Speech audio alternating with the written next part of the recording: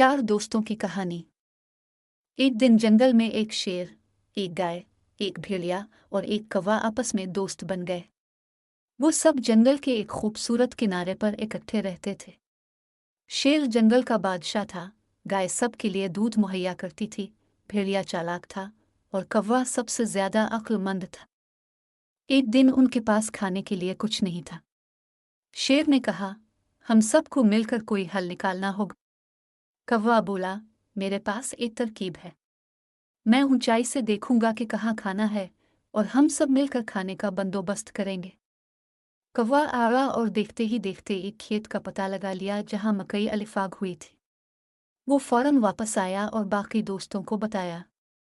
भेड़िया बोला, मैं चुपके से खेत के अंदर जाऊंगा, लेकिन हमें सबको बराबर हिस्सा लेना होगा। शेर ने कहा, ये बिल्कुल सही बात है। हम सब मिलकर काम करेंगे और खाने को बराबर बांटेंगे। गाय ने कहा, मैं मकई को खेत से यहाँ तक लाने में मदद करूंगी। सबने मिलकर खेत से मकई इकट्ठी की और फिर बैठकर मजे से खाने लगे। लेकिन शेर ने देखा कि भेड़िया ज्यादा मकई खा रहा है। शेर गरज कर बोला, दोस्ती का मतलब है बराबरी। अगर कोई ज्यादती करेगा तो ये दोस्ती नहीं चलेगी।